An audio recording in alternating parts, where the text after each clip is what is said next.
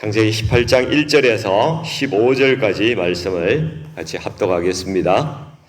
제가 가진 구약성경 20페이지에 있습니다.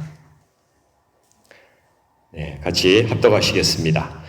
여호와께서 마므레의 상수리 나무들이 있는 곳에서 아브라함에게 나타나시니라. 날이 뜨거울 때에 그가 장막문에 앉아 있다가 눈을 들어본 적 사람 셋이 맞은편에 서 있는지라.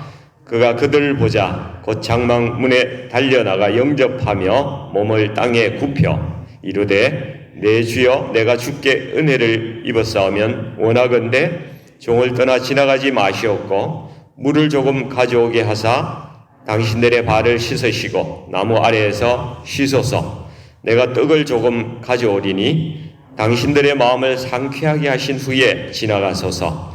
당신들이 종에게 오셨음이니이다. 그들이 이르되 내 말대로 그리하라. 아브라함이 급히 장막으로 가서 사라에게 이르되 속히 고운 가루 세 사알을 가져다가 반죽하여 떡을 만들라 하고, 아브라함이 또 가축대에 있는 곳으로 달려가서 기름지고 좋은 송아지를 잡아 하인에게 주니 그가 급히 요리한지라. 아브라함이 엉긴 젖과 우유와 하인이 요리한 송아지를 가져다가 그들 앞에 차려놓고 나무 아래에 모셔 섬에 그들이 먹으니라. 그들이 아브라함에게 이르되 내 아내 사라가 어디 있느냐? 대답하되 장막에 있나이다. 그가 이르시되 내년 이맘때 내가 반드시 내게로 돌아오리니 내 아내 사라에게 아들이 있으리라 하시니 사라가 그 뒤 장막문에서 들었더라. 아브라함과 사라는 나이가 많아 늙었고 사라에게는 여성의 생리가 끊어졌는지라. 사라가 속으로 웃고 이르되 내가 노쇠하였고 내 주인도 늙었으니 내게 무슨 즐거움이 있으리요. 여호와께서 아브라함에게 이르시되 사라가 왜 웃으며 이르기를 내가 늙었거늘 어떻게 아들을 낳으리요 하느냐. 여호와께 능하지 못한 일이 있겠느냐. 기한이 이를 때에 내가 내게로 돌아오리니 사라에게 아들이 있으리라. 아멘. 15절 같이 읽겠습니다.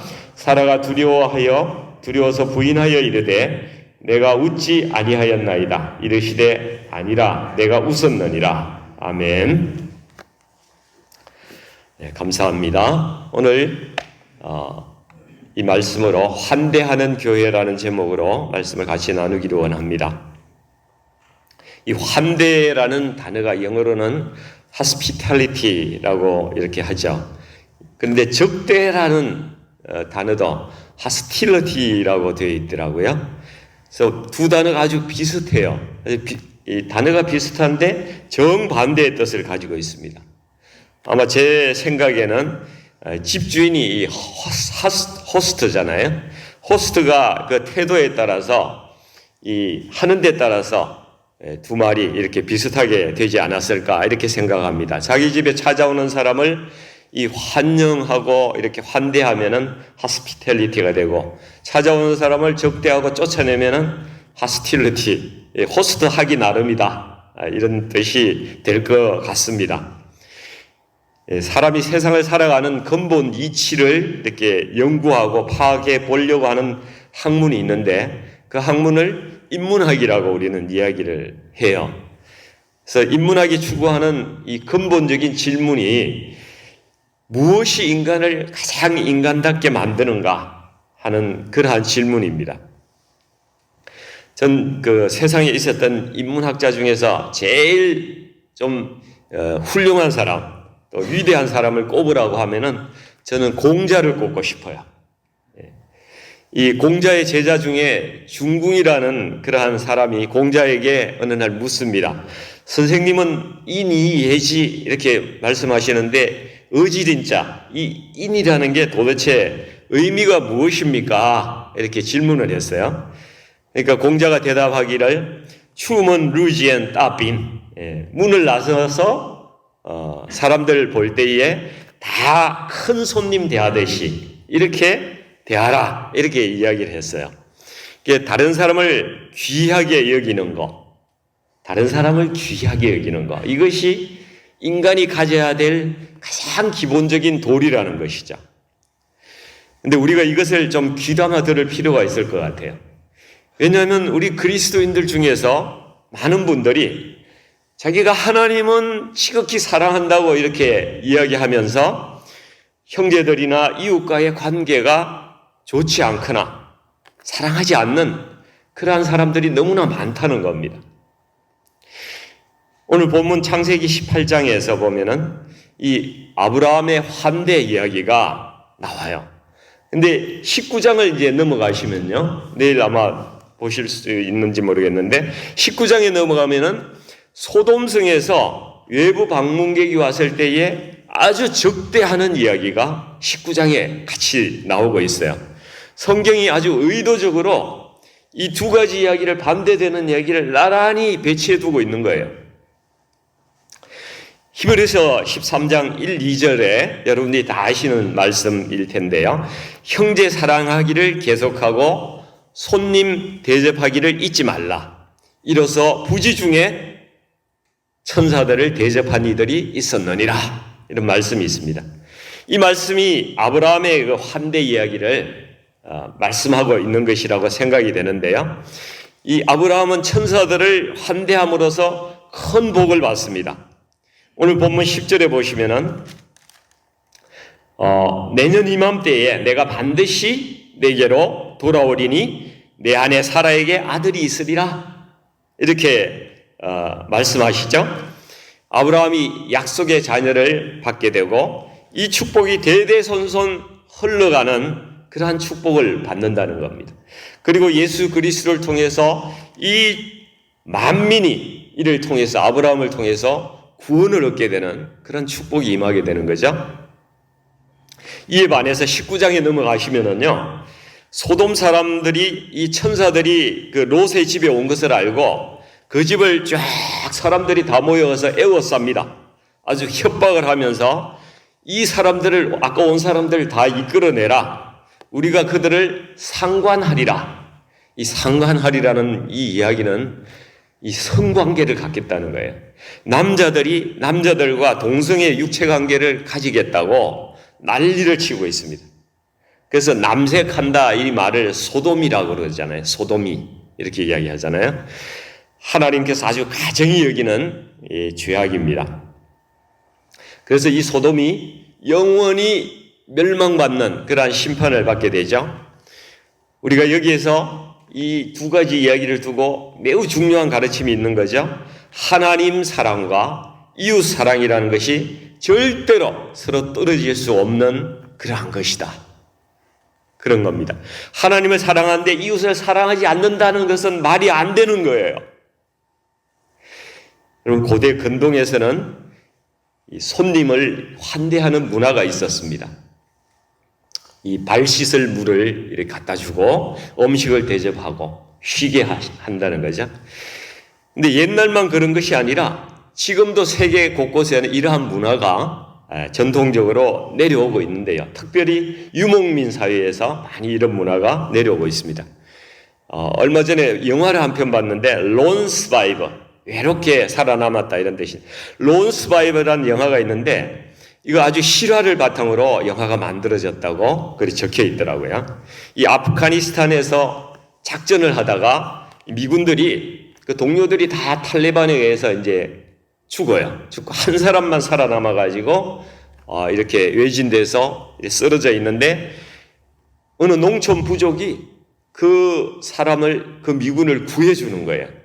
그거를 알고 탈레반들이 그 마을을 찾아와가지고 그 미군을 내놔라. 우리가 그 미군을 참수하겠다. 이렇게 협박을 하고 내놓지 않으면 마을을 다 죽여버리겠다고. 그런데도 불구하고 이 부족들이 이 사람은 우리 마을에 온 손님이기 때문에 우리가 지키고 돌봐줘야 된다.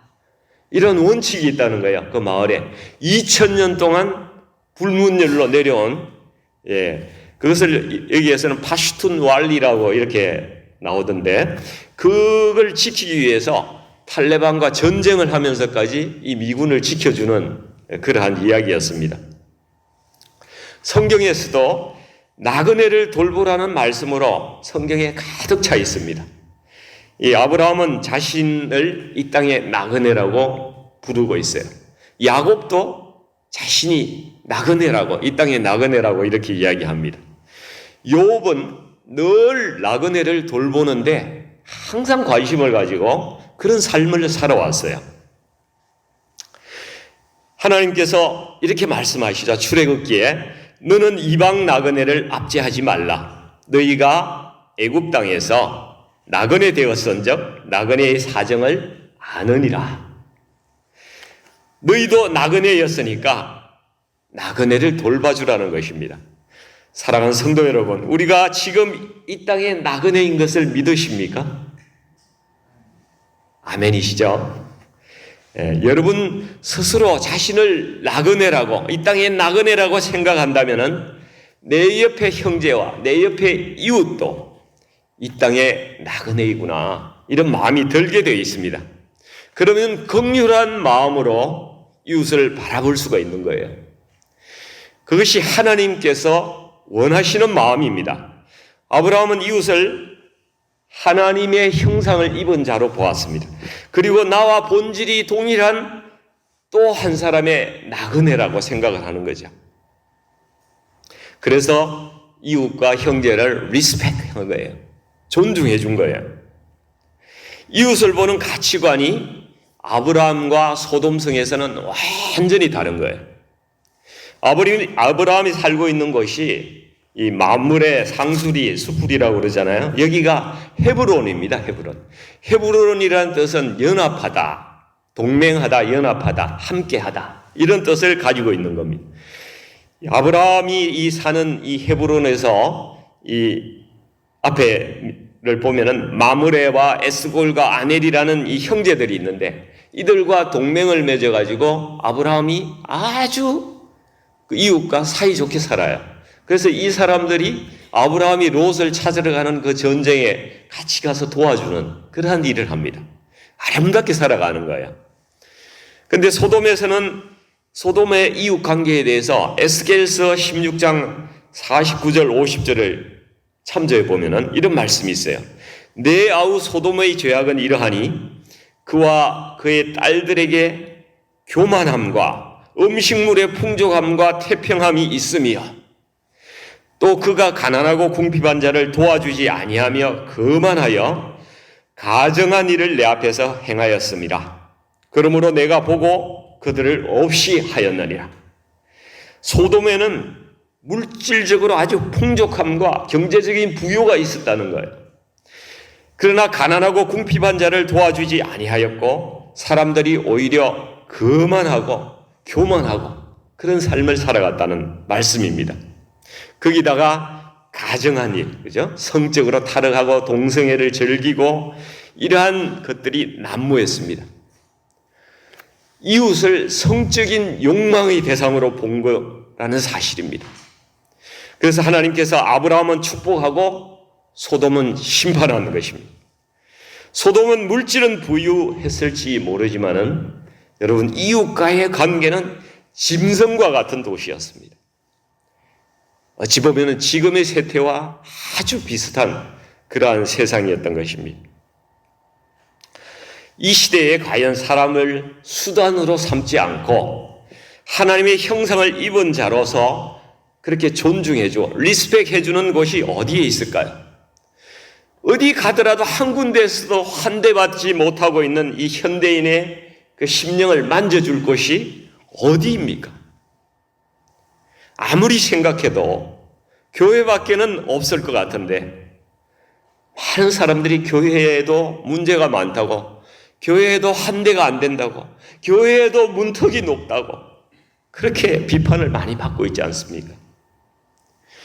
우리 교회가 정말 사람을 환대하는 그러한 교회로 이름이 나서 한 번 온 사람은 반드시 다시 오고 싶은 그러한 교회가 되었으면 참 좋겠습니다.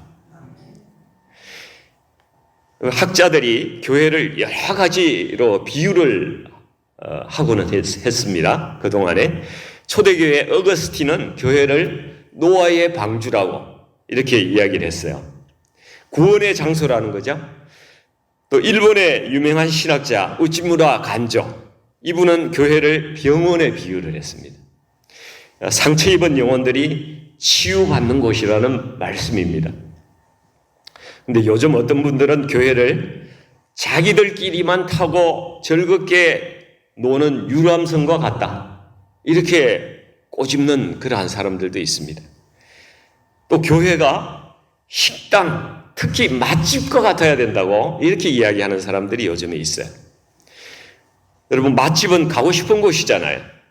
가면 맛있는 음식이 있어서 기분을 좋게 합니다. 이웃을 환대하는 교회는 마치 식당에 들어가면 종업원들이 아주 반갑게 어서 오십시오, 이렇게 인사하면서 친절하게 자리로 이렇게 안내해 줍니다. 교회에 오는 사람들이 모두 VIP로 대접받고 안내를 받는 거죠. 그리고 쫙 들어가니까 은혜로운 그 찬양의 향기가 막 귀에 들리면서 아주 달콤한 에피타이저처럼 사람의 마음을, 문을 열고 감동하게 하는 그런 것이 있는 거죠. 거기다가 메인 디시가 이제 나오는데, 이 메인 디시로 나온 하나님 말씀이 얼마나 맛있고 달달한지, 양념도 적절하고 간도 아주 잘 맞고 이 감칠맛이 나면서도 건강에도 아주 좋은, 이 그러한 하나님 말씀의 그 메인 디시가 설교로 쫙 나오니까 이걸 한 접시 드시는 거예요. 메인 디시가 끝나면은 이 따뜻하고 이 정이 묻어나는 이 커피 한 잔과 같은 따뜻한 이 교제, 그렇죠? 이웃과의 그 만남과 축복과 이 교제가 이 향기가 이렇게 오면은, 야, 이 맛집은 또 와야 되겠다, 이런 생각이 들지 않겠습니까? 근데 이것이 형식적으로 되면 안 되고 진정으로 우러나와서 우리 교회가 이런 교회가 되어야 된다는 거죠. 고객님 사랑합니다, 뭐 이런 거는 그죠, 사랑이 느껴지지 않잖아요, 그죠? 아주 형식적인 거. 그래서 우리가 오늘 본문에 나오는 이 아브라함을 통해서 자신의 집을 찾아온 이 손님들을 어떻게 환대하는지, 이것을 좀 우리가 보고 배우기를 원합니다. 첫째로 아브라함의 집은 항상 누구나 올 수 있는 모든 사람들을, 모든 손님들을 환대하는 곳이었다는 거죠. 아브라함은 여기에 찾아온 분들이 여호와 하나님이신지 천사들인지 처음에는 전혀 몰랐습니다. 부지 중에 그분들을 응답해서 복을 받았다고 베드로전서에서 말씀하고 있잖아요. 몰랐던 거예요. 평소에 손님을 환대하던 대로 하다가 부지 중에 하나님과 천사들을 대접하게 된 것이죠. 오늘 본문 1절에 보시면은 아브라함이 날이 뜨거울 때 장막문에 앉아 있었다고 그래요. 그 귀찮아하지도 않고 그 뜨거운 날씨에도 손님을 환대하고 있습니다. 이 교회는 바쁠 때나 한가할 때나, 더울 때나 추울 때나, 오는 사람이 부자이거나 가난한 사람이거나 구분 없이 항상 차별 없이 마음을 다해서 섬겨야 한다는 것을 보여주고 있는 것이죠. 또 두 번째로 보면은 아브라함은 손님을 섬기는 데 있어서 마음을 다해서, 최선을 다해서 섬기고 있다는 것을 알 수가 있습니다. 우리가 아브라함이 어떻게 행동하는지 여기에 동사를 보면 돼요. 동사나 부사를 보면은 확실히 알 수가 있습니다. 2절을 보세요.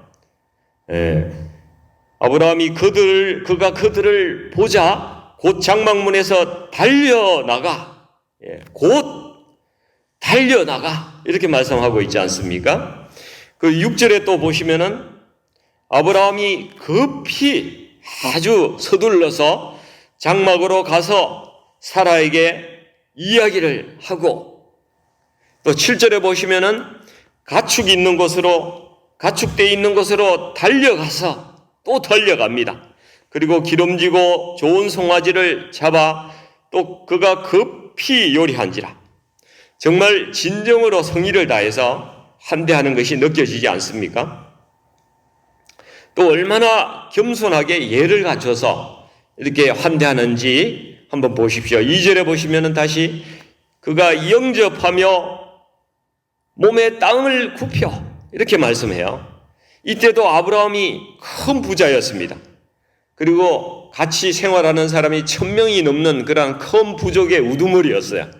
그렇지만은 몸을 낮춰서 와서 손님들을 섬긴다는 것입니다. 4절에 물을 조금 가져오게 하사, 네, 조금 많이 가져왔겠지만은 제가 조금, 이거 얼마 안 되지만 5절에도 떡을 조금, 이거는 떡 부스러기 몇 조각 이런 뜻을 가지고 있어요. 제가 떡 부스러기 몇 개 가져와서 좀 드십시오.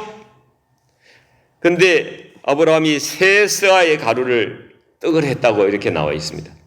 3스아는 한 20리터 정도가 되는 많은 양의 가루예요. 그걸로 엄청나게 많은 양의 떡을 만들어서 풍성하게 대접을 하고 있다는 것입니다. 6절과 7절을 보니까 아브라함이 직접 뛰어다녀야, 직접 가서 사라에게 이야기하고 하인에게 또 가서 송아지를, 그 외양간에 가서 송아지를 잡아다가 부탁하고 하인에게, 얼마나 이 리더이면서 솔선수범하고 챙기고 겸손하고 예의가 바른 그러한 모습을 볼 수가 있는 것이죠. 또 3번째로 보니까 아브라함의 집은 모두가 책임을 분담하고 서로 협력을 하고 있는 모습이 보입니다. 아브라함이 자기 아내 사라에게 6절에 보니까 떡을 만들라고 이렇게 이야기를 합니다. 사라도 이 부잣집 안주인 아니겠습니까? 여종도 많이 있을 테고, 또 첩도 있잖아요. 하갈, 그런 사람들도 있는데, 사라가 자기가 나서지 않아도 되지만은 자기가 나서서 남편이 이야기하는데 적극 협력해서 손님을 환대하는 일을 책임지고 그렇게 한다는 것이죠.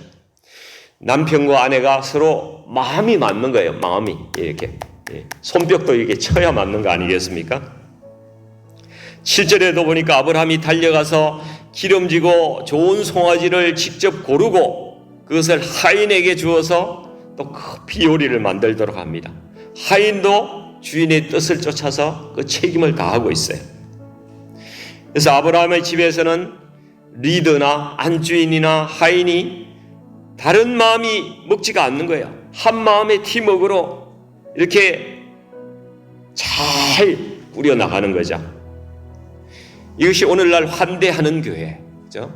정말 올바른 섬김의 교회의 본이 될 수 있지 않을까, 그런 생각이 드는 것입니다.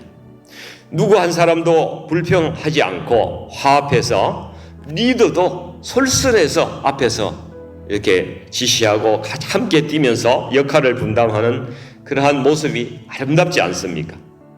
우리 교회가 이런 교회를 목표로 삼고 앞으로 나아가야 될 줄 믿습니다. 사랑하는 성도 여러분, 근데 정말 하나님께서 죄인된 우리를 환대하셨다는 사실을 아십니까? 자신의 생명을 내어주시면서까지 우리를 하나님의 집으로, 하나님의 땅으로, 하나님의 나라로 아무 조건 없이 우리를 환대하신 그 하나님의 사랑, 이것이 정말 복음 중에 복음 아니겠습니까? 하나님의 환대를 받은 사람들에게 하나님께서 말씀을 하십니다. 이제 너도 내 이웃을 환대하라, 사랑하라. 너는 내 주위에 연약한 타자들, 나그네와 고아와 과부에게 내 소산을 나누어 주어서 내 성읍 안에서 먹고 배부르게 하라. 하나님의 환대로 구원받은 자들이 이제 환대를 베푸는 자들로 너희가 살아가라. 하나님께서 그렇게 말씀하십니다. 이것이 하나님의 마음이고 하나님의 명령이라는 것입니다.